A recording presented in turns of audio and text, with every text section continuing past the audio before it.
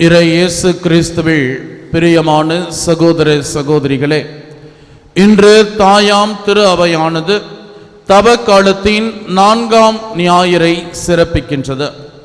இன்றைய நாளின் இறை வார்த்தை வழிபாடு நம்மை ஒளியின் மக்களாக, ஒளியின் வழியில் நடக்கிற மக்களாக வாழ நமக்கு அழைப்பு விடுக்கின்றது.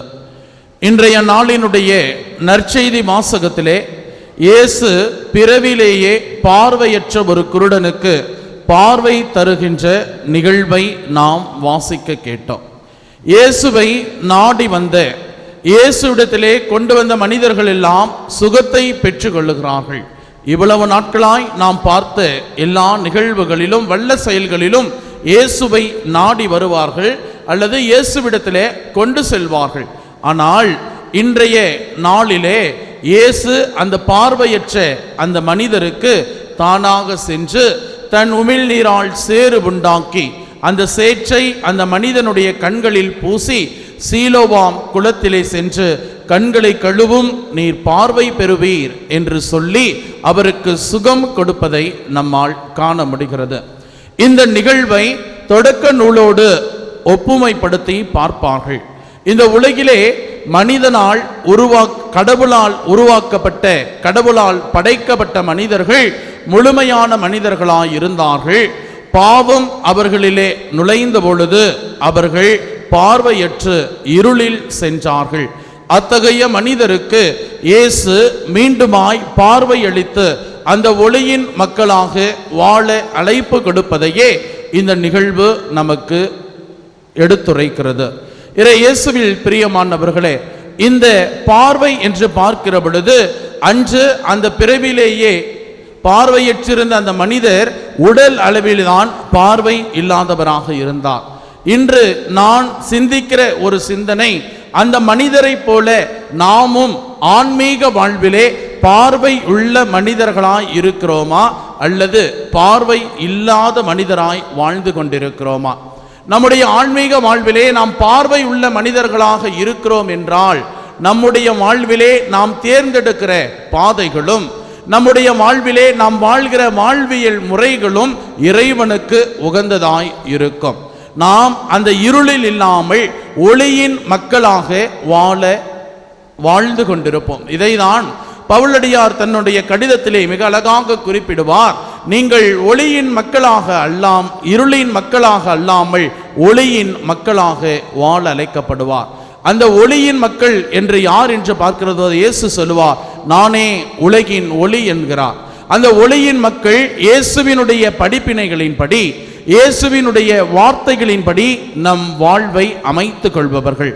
தவக்காலத்தின் 4வது ஞாயிறிலே பயணித்துக் கொண்டிருக்கிற நீங்களும் நானும் இயேசுவின் வார்த்தைகளில், இயேசுவின் வாழ்க்கையின்படி வாழ்வை அமைத்துக் கொள்கிற மக்களாக வாழ அழைக்கப்படுகிறோம்.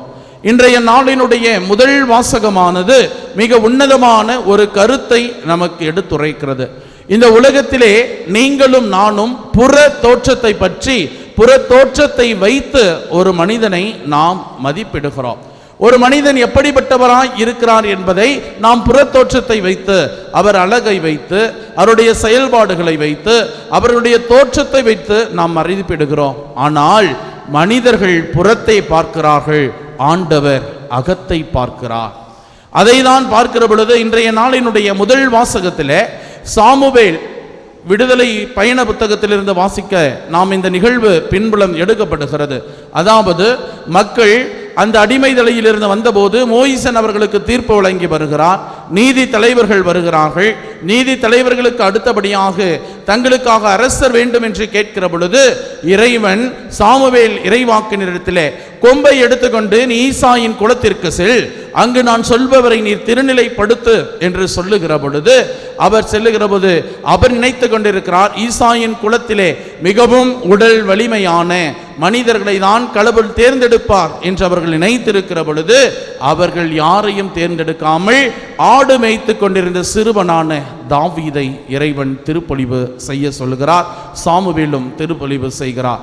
இயேசுவில் பிரியமானவர்களே, இறைவனின் பணிக்கு, கிறிஸ்தவ வாழ்வுக்கு தகுதியானவர்களை இறைவன் தேர்ந்தெடுப்பதில்லை. மாறாக தேர்ந்தெடுத்தவர்களை இறைவன் தகுதிப்படுத்துகிறார். நீங்களும் நானும் கூட கிறிஸ்துவின் பிள்ளைகளாக இருப்பதற்கு நம்மை தேர்ந்தெடுத்து நம்மை தகுதிப்படுத்துபவராக இருக்கின்றார். இறுதியாக இன்றைய நாளினுடைய நற்செய்தி வாசகத்திலிருந்து நாம் கற்றுக்கொள்ளக்கூடிய ஒரு பாடம், இயேசுவின் வாழ்விலிருந்து எந்த நேரத்திலும் நன்மை செய்ய வாய்ப்பு கிடைக்கிற பொழுது நன்மை செய்ய கற்றுக்கொள்ள வேண்டும். அந்த பார்வை அற்ற அந்த மனிதனுக்கு இயேசு சுகம் கொடுத்தது ஓய்வு நாள்.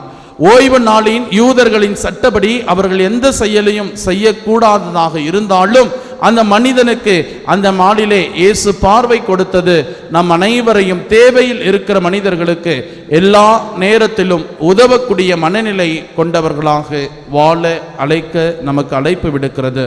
இறை இயேசுவில் பிரியமான சகோதர சகோதரிகளே, இன்றைய நாளின் இறை வார்த்தை வழிபாடு நம்மை ஒளியின் மக்களாக வாழ அழைப்பு விடுக்கிறது.